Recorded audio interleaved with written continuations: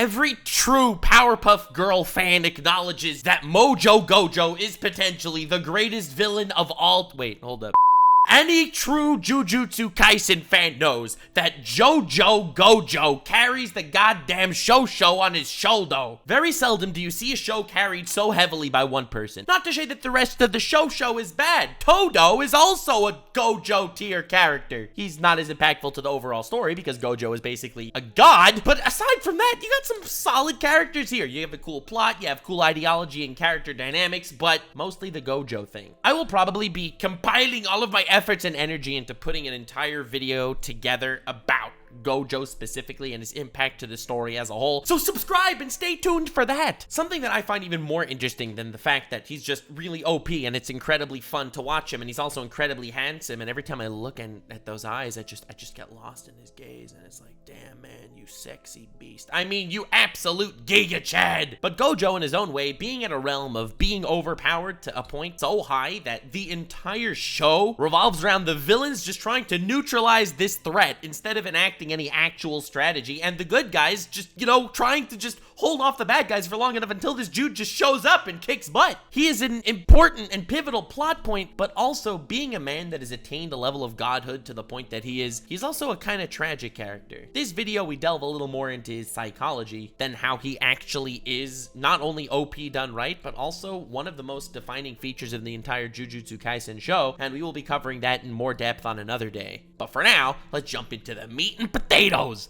of why Gojo must cover his eyes to remain human. Satoru Gojo, without any doubt, is one of the coolest anime characters ever created. And yet, I would say that's a valid moment. What makes his character so intriguing is not his unimaginable power or his fantastic sense of humor, but the tragic irony that's all valid that lies beneath them. Who then is Satoru Gojo? I would agree. What does it mean he's much more interesting than just strong boy. He's not an all might.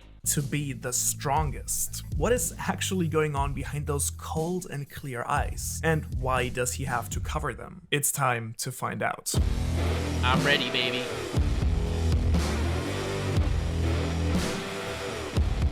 I love Gojo. What a cool freaking character.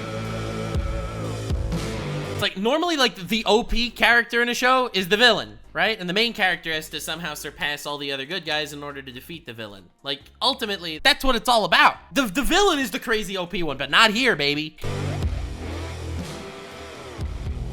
Gojo is the strongest curse user in Jujutsu Kaisen. Akutami, in taking inspiration from other shonen stories, combines and expands upon them and ultimately makes his characters even more intriguing and fascinating. Satoru Gojo is no exception here. This dude he's not just Kakashi. No. Many traits of his can quite easily be traced back to other popular shonen characters, but in the end, he emerges as one of the most unique and complex personalities out there. Complex personalities shows this picture. If I had to pick one word to describe Satoru Gojo, no doubt it would be strength. Gojo is the pinnacle sorcerer of the Jujutsu world. Okay. He is to curses what Sukuna is to sorceress. An unbeatable force of nature that can at best be hoped to be sealed away, but not actually killed. Beneath that cool exterior and immense... Dude, it's also such a mystery. How is this guy so strong? Like, the whole show is about, what if Sukuna gets summoned? That's like the whole fear. What if this happens? And then like the second episode, they say, hey, if Sukuna was summoned, do you think you could beat him? And he's like, yeah, probably. Like, what? Gojo's tragedy of a character lies in his immeasurable strength and how it determines every aspect of his life, as well as his role in the story. Being the strongest character, he serves as a signpost to both the audience and the protagonists what is actually possible in this world, and how far behind the other characters actually still are. Gojo's fighting style and the respect and fear that he enjoys from both friends and foes alike is something we know from many other anime. Netero in Hunter x Hunter, Shanks in One. Except the big difference is Netero was incredibly much weaker. Netero wasn't always around. This dude's always around until he's not. And Shanks too. Shanks is strong. We don't really know his level of strength per se, but Luffy has to get out of situations alone. Shanks isn't always there. Gojo is an ever-present force until he's not, but he's not someone that can ever hope to be beaten. The demons have no hope of beating this guy. He is a terrifying, overpowered character. Peace, Shanks in Fairy Tail, or All Might in Boku no Hero. Like all of them, Gojo has a very easygoing, boyish sort of personality that is immediately replaced by pure strength and authority whenever his patience is tested.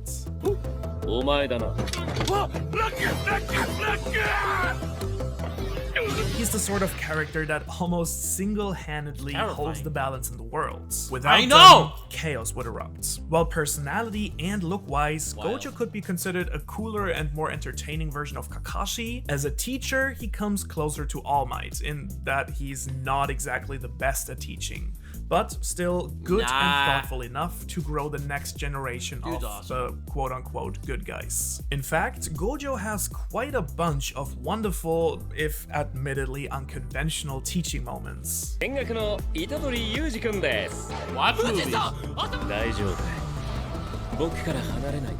has so no fear. But what if a stray hits the main character and he dies? No. No stray will hit the main character. He stays close to me, he will be fine. I promise. Man had no fear.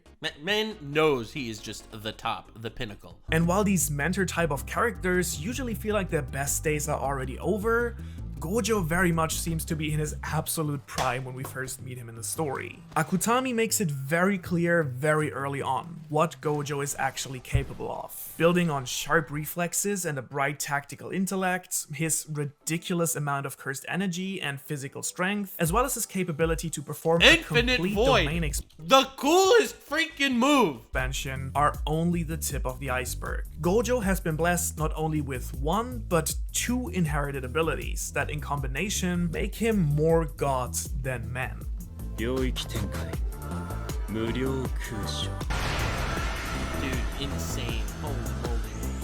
The first of these is limitless, an ability that allows Gojo to freely manipulate space and matter down to an atomic level. This allows him to slow down movement and decide what can or cannot actually touch him. We can see this explained in his fight with Jogo in the most hilarious way.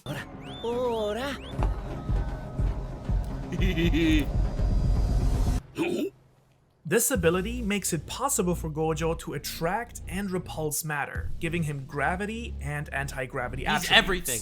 The red and the blue. His most destructive skill, however, is combining both of these attributes into hollow purple, which results in the complete annihilation of any matter caught within the attack. As if this wasn't scary enough though, Gojo also inherited the Six Eyes, an ability that we honestly still know very little about. We do know, however, that it allows him to perceive the world around him in terms of mass, cursed energy, and so on and so forth, making it the perfect fit for Limitless. We can see this ability in action, for example, during the Kyoto Sister School exchange event, during the attack of Hanami's group on the school. Dude, not only was he immediately joke. able to pinpoint everyone's exact location, but he was also able to easily assess the increase in Yuji's cursed energy outputs. The detailed workings of these abilities are actually incredibly cleverly crafted, but not related to the main point of this video. So let me know in the comments if you'd like to learn more about Gojo's Limitless and the Six Eyes. The main takeaway point here is that Gojo has the one thing valued. Yes, he has all these powers, it's all cool, he has this way to be broken, that way to be broken. That's not why he's done right. He's done right because of what's going on inside his mind. Most in the world of Jujutsu. Raw, unmatched power. This allows him to shape the world around him in whatever way he pleases. And this is what brings us into the deeply nested and layered realm of Gojo Satoru's personality. Yeah! Would you lose? Nah. Of course they'd win. Innate strength and claim to authority, Gojo understandably is extremely confident in his abilities, to the point where he believes himself to be invincible. I mean, in relation to the central moral argument of Jujutsu Kaisen, what constitutes a good life, his view is quite different from Itadori's. While Itadori thinks that a good life means enabling others to have a good death, for Gojo, the answer is strength. In essence, when you have strength, you have agency over the world, your own life, and that of others. Thus, while Yuji expresses his belief in his hero complex, trying to save anyone weaker than him, and caring way too much about others, Gojo is very self-centered and, as we will see, has difficulties understanding and caring for people weaker. I really like that, by the way. I think that is possibly one of the greatest possible writing choices for Gojo. For someone like All Might, the man's a hero, he wants to save everyone in the world and do all the right things, okay? However, it's important to note that the story of My Hero Academia is him passing the torch to Deku. It is him passing the torch to the next level. He can't actually be that hero in this generation that he wants to be. Gojo is alive and well right now. If he had the moral superiority of the main character, then you literally don't need a main character. For instance, he motivates Megumi by telling him to become stronger himself and less reliant on others. めぐみはさ、実力もポテンシャルもユージと遜色ないと思ってんだよね。本気でやれ。And yet, despite their polar views on life, surprisingly, in the end, Gojo and Itadori have one of the best relationships in the show. On the surface, this seems to be due to their similarly extroverted and genuinely funny personalities. However, both their god and hero complex keep them from truly creating meaningful relationship with others, as they can let themselves be vulnerable by letting anyone come to them in return. Or, as Gojo formulates it, Yuji and him always go for the home run. In that sense, while expressed in very different ways, both Yuji and Gojo share the same fundamental weakness: loneliness. To fully understand Gojo's sense of loneliness, we first have to understand that despite his sense of superiority, luckily for everyone around him, he actually has also a very strong sense of morality. Gojo cares about the well-being of humanity, and even more so for the people close to him. However, the society of Jujutsu sorcerers, in their commitment to fighting the curses that threaten humanity and human life, have, ironically enough, morphed into an environment that is incredibly dehumanizing in and of itself.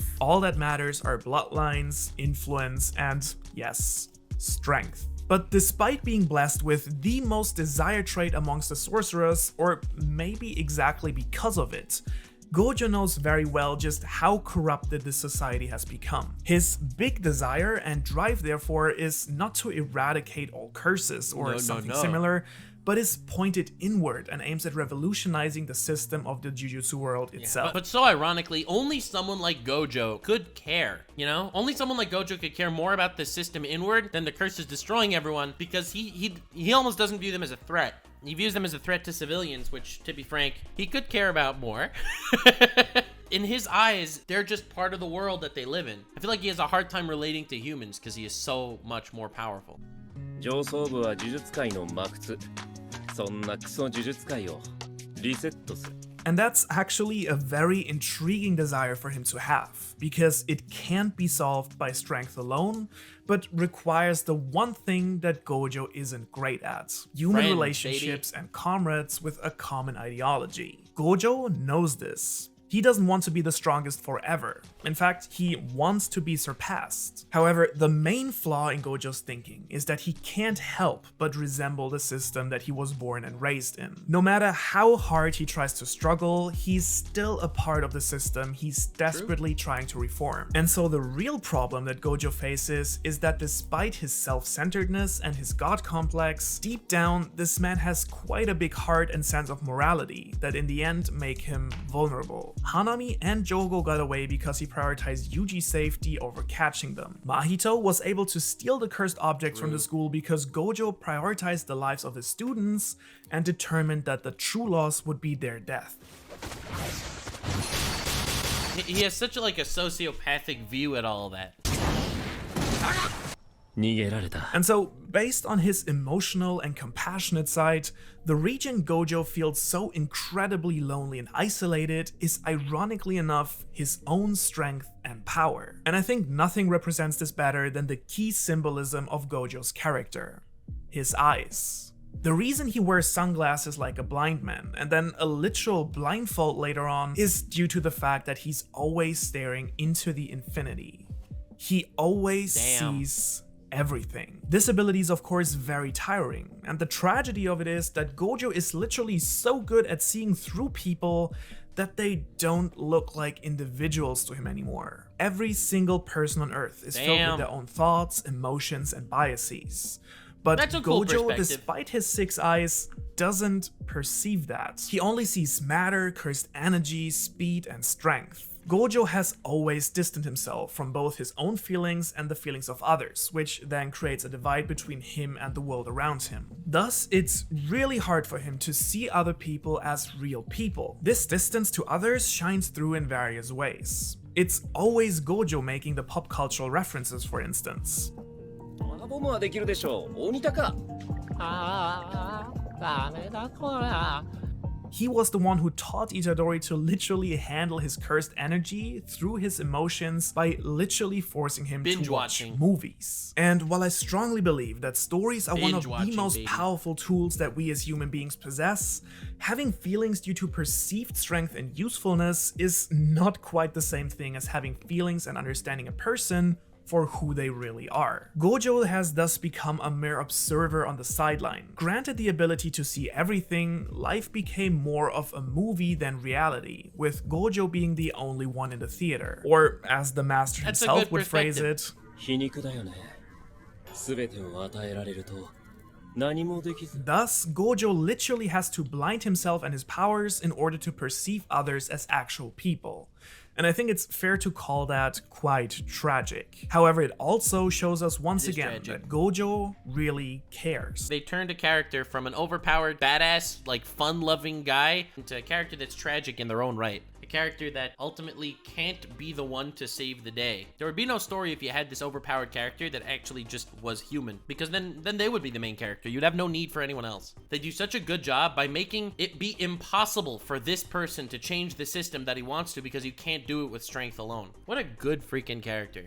He cares that he can't see people for who they are. He cares that he feels alone. And he cares that people suffer under the current system. Can you imagine this dude trying to reform at the end, and he feels like the way he has to do it is to kill a bunch of people? He doesn't really care because he is so above them. All right, Sukuna somehow gets summoned. This dude beats him, but through beating him, he learns some of Sukuna's ideology. And he decides, you know what? I am gonna freaking reform the world by, you know, light Yagamiing everyone. And then the main characters have to get together to beat him, and then finally talk no jutsu him into appreciating other people. I think that would be like a really cool arc. There's so much potential with Gojo, and it's so wild because how much stronger can this guy get? He's already so much stronger than everyone else in the show, but it doesn't matter. It's about him growing in, you know, power of friendship. Thus, Gojo willingly dampens his own powers by blinding himself in order to see others.